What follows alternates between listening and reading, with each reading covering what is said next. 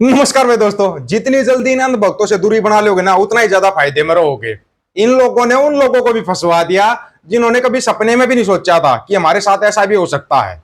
जी हाँ, अमेरिका में बड़े बड़े पदों के ऊपर बैठे हुए लोग जैसे एफबीआई के प्रमुख काश पटेल, इंटेलिजेंस प्रमुख तुलसी गहलोत, इन लोगों ने यहाँ पे कौन सी न्यूज चलाई?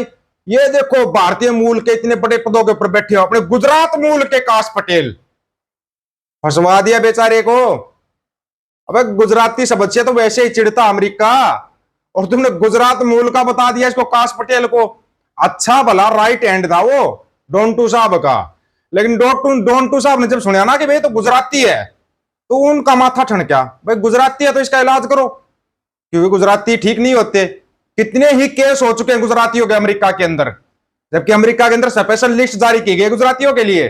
भाई इनको निकाल लो यहां से, अगर अमेरिका को सुरक्षित रखना है तो गुजरातियों को निकाल लो। अब ठीक है, काश पटेल तो गुजराती तुमने बता दिया, और तुलसी गहलोत उसने बेचारे ने कभी पैदा होने के बाद इंडिया नहीं देखा, तुमने उसको भी फंसवा दिया, साथ में उसका भी कल्याण करवा दिया। उसके बाद आएंगे पंजाब के ऊपर, पंजाब के लिए क्या सियासत चल रही है। लेकिन सबसे पहले आप सुनो, पटेल भाई पर एटलांटिक मीडिया ने आरोप लगाया कि वो दफ्तर में भी नशे पते की झोंक में रहता है, मतलब कि नशा करके आता है। जैसे अपने ये सस्ते चिलम बाचिल जो होते हैं ना, गोबर मूत्र का नशा करके आते हैं। तो उसके बारे में भी भाई वहां की जो मीडिया थी ना, एटलांटिक मीडिया, उसने आरोप लगा दिया कि ये नशा करके आता है। अब भाई काश पटेल एफबीआई प्रमुख यार, फेडरल ब्यूरो ऑफ इन्वेस्टिगेशन के प्रमुख, उनके ऊपर आरोप लगा, एक्शन तो वो लेंगे। गुजराती एक बार पूरी दोष दिखाते हैं, उसके बाद माफी मांग जाते हैं। तो भाई फिर यहां से क्या था? जुएस कोई विषगुरु तो है नहीं जो नशे या चिलम वालों को भी स्वीकार कर ले। लिहाजा हंगामा हुआ और पटेल साहब ने 25 करोड़ 250 मिलियन डॉलर का मानहानि का दावा ठोक दिया उस मीडिया के ऊपर। और यहीं पर सबसे बड़ी गलती कर गया पटेल साहब। वहां मीडिया होती है, मंडिया नहीं होती। आप मंडिया के ऊपर प्रेशर बना सकते, मंडिया के दलालों पर प्रेशर बना सकते, मीडिया पर आप कभी प्रेशर बना ही नहीं सकते। आपने गुजराती भाई छे उड़ता तीर लपक लिया, और अब मीडिया हाउस ने बोला है कि केस चलाओ, हम सबूत पेश करेंगे। ये लो भाई, पटेल भाई की तो लग गई लंका लगवा दी पटेल भाई ने अपनी। उसने सोचा जैसे भान मंडिया के दलाल होते हैं इंडिया के अंदर, छोटी सी धमकी के अंदर वो मान जाते हैं, तो यूएस अमेरिका के अंदर भी ऐसे ही होंगे। लेकिन उनको ये नहीं बताना चाहिए वहां पे मीडिया है, मंडिया नहीं है। मंडियों में दलाल होते, मीडिया में दलाल नहीं होते। अबे हमारी मंडियों का तो कहीं नंबर ही नहीं है, पता नहीं कहां 200 के नीचे नंबर है इनका बेचारों का। ये सब घोषित नंबर 1 है पटेल भाई, ये कोई नंबर 1 मीडिया नहीं है, नंबर 1 मंडिया है, और मंडियों के दलाल हैं ये दलाल बेचारे दलाली करते हैं। और आपने ले लिया, राहुल गांधी पर माफी वीर जैसा केस बन गया, जैसे राहुल गांधी पर केस बनाया था। दूसरी बहन तुलसी के साथ भी अच्छे समाचार नहीं है। उम्मीद की जा रही है कि 1-2 दिन में वो भी इस्तीफा देकर रुखसत हो जाएंगी। मेरा सुझाव तो यह है कि यहां आकर बीजेपी ज्वाइन कर ले, लेकिन पुरानी वालियों से बचकर रहें और उनके दाव पेच सीख कर आए या भुगतों की इंतहाई काबिले एहतराम मोहतरमा राखी सावंत जी से राब्ता करे आए। हमारी दुआएं इन दोनों के साथ हैं। भाई मेरे, दुआएं तो आप लोगों के साथ है, मान गए। लेकिन अपना एक और है ना, एक और सिस्टम चला हुआ है अपना इंडिया का। यहां पर ना एक नकली 007 है, अपने आप को जेम्स बॉन्ड बोलता है, जेम्स बॉन्ड। उस जेम्स बॉन्ड की हालत देखी आपने सऊदी अरब के अंदर। यहां पर इंडिया में होता है कि भाई 3 तरह के पासपोर्ट होते हैं। एक पासपोर्ट ऐसा होता है जो कि जेम्स बॉन्ड का भी वो पासपोर्ट बना हुआ है। उस पासपोर्ट पर आपको कहीं लाइन में लगना पड़ता, आप कुर्सी पर बैठे रहो आराम से, आपको सब कुछ मिल जाता है। लेकिन नकली 007 है ना, गलती से सऊदी अरब में पहुंच गया, सऊदी अरब में पहुंच गया तो मेरे भाई सऊदी अरब वाले तो भाई बाल की खाल उतार देते हैं।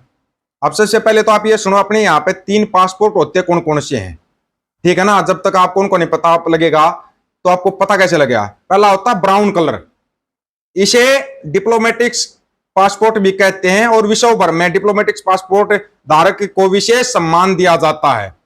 ब्राउन पासपोर्ट धारक के लिए अलग से इमिग्रेशन अधिकारी नियुक्त होते हैं।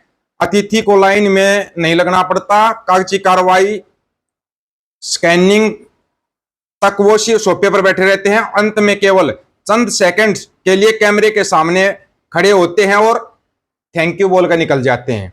फिर आता है व्हाइट पासपोर्ट। यह सरकारी काम में जाने वाले कर्मचारियों को मिलता है जिन्हें भारत सरकार अपनी नियुक्ति पर विदेश भेजती है और इनकी गारंटी लेती है। सफेद पासपोर्ट धारक बेशक साधारण लाइन में लगते हैं, लेकिन इन्हें भी सम्मान से बिना पूछताछ किए जाने दिया जाता है। बेशक ऐसा कोई नियम नहीं, लेकिन व्यवहार में ऐसा होता है। अब आता है तीसरा और नीला पासपोर्ट। जिन नागरिकों की इज्जत उनकी अपनी सरकार नहीं करती, सड़क का सिपाही भी गाली देकर बात करता है, उसे विदेशी कौन सा हार पहनाकर स्वागत करेंगे। बेशक जलील करते समय भी वे मानवीय गरिमा का ख्याल रख सकते हैं। भारत के हिसाब से चीफ एग्जीक्यूटिव सऊदी अरब के इमिग्रेशन काउंटर पर जिस प्रकार खड़े हुए नकली 007 को 1-2 मिनट नहीं, काफी समय तक खड़ा रख दिया। उनके पास तो भूरा पासपोर्ट था, जो क्या बोलते रहे, ब्राउन का मतलब भूरा ही होता होगा ना, या हो सकता है अपना सफेद को तो चिट्टा बोलते हैं भाई पंजाबी में, ये भूरे को क्या बोलते हैं हमारी थोड़ा समझ में थोड़ा कम आता है, वो पंजाबी भाई अपने आप कमेंट करके बता देंगे। उसके पास तो ब्राउन वो भूरा पासपोर्ट था, फिर भी खड़ा रख दिया। बोला खड़ा हो जाए, इधर आजा, लेने में आ जा और खड़ा हो जाए यहाँ पे। बोला तू होगा 007 इंडिया के अंदर, यहाँ पर तो कुछ नहीं है, नकली है। बोला तू, तेरे जैसे नकली बहुत देखे हमने। कमाल की बात होगी यार, विदेशों में ऐसी इज्जत उतारी जा रही है, ऐसे झुंझुना बजाया जा रहा है विश्व गुरु के चेलों का, और विश्व गुरु सोच रहे हैं कि वो कहीं भी देश में जाएंगे। जाना फिर अमेरिका जाया हो एक बार, और डॉन टू साहब भी वेट कर रहा है, तो बड़ी लंबी लंबी फेंकता। और तेरी सबसे बड़े कमाल की बात है कि अमेरिका से एक अमेरिकी सैनिक वोमेन लड़की है, मतलब है इंडिया की, और सबसे बड़ी बात यह है कि वो यूपी या गुजरात की वो लड़की, उसने वीडियो जारी कर दिया। बोले जो तुम ईरान की चमचागिरी कर रहे हो ना, तुम पछताओगे बाद में। ईरान अमेरिका समझौता कर लेगा, क्योंकि ईरान के जो चीफ है, IRGS के जो चीफ हैं, उसने आसिम मुनीर के पास फोन कर दिया, भाई ठीक है चलो आ जाओ, समझौते की लाइन पे आते हैं। उधर से यूक्रेन और रशिया का समझौता होने जा रहा है। तुम कहां हो मेरे प्यारे हो, एक बार अपनी स्थिति बताना। तुम कहीं भी ना 3 में ना 13 में, पता नहीं के बेरा है, कहां हो तुम हो नाव में बैठ के हाथ हिलाते रहो, चाहे रोड पे कोई खड़ा हो ना खड़ा हो, वहां पर हो तुम विश्व गुरु। जहाज में से हाथ हिला देता है, अरे जहाज में बैठा आदमी दिखाई देता क्या नीचे वालों को? हेलीकॉप्टर में से हाथ हिला देता है। ये नौटंकी, ये ड्रामेबाजी छोड़ दो, क्योंकि ये नौटंकी आप बंद होने वाली है। कैसे बंद होने वाली पता है ना? क्योंकि डॉन टू साहब तुम्हारी नौटंकी बंद करेगा। तुमने बहुत उड़ान ली, अब तुम ईरान के समर्थन में वीडियो बना रहे हो, पोस्टें डाल रहे हो, गलती करके। जब डालनी चाहिए थी तब तुमने डाली नहीं। जब उनका समझौता होने जा रहा है तब तुम पोस्टें डालने लगे, तो क्या डॉन टू साहब तुम्हारे को छोड़ देगा? क्या सोचा था? गब्बर खुश होगा, शाबाशी देगा, अब देगा शाबाशी। आप लोगों की क्या राय, अपनी राय रखना, आपका आइकन रहेगा। सभी साथियों राम राम, नमस्कार, आदाब, सत श्री अकाल। वीडियो को ज्यादा से ज्यादा शेयर, चैनल को सब्सक्राइब, बेल आइकन को जरूर बना दोस्तों। ऑफिशियल दीपक फौजी यूट्यूब चैनल बात हक और सच की करेंगे, हक सच की बात हम करेंगे। वीडियो को शेयर करने की जिम्मेदारी आप लोगों की है। गज के आखो, वाहिगुरु जी का खालसा, वाहिगुरु जी की फतेह।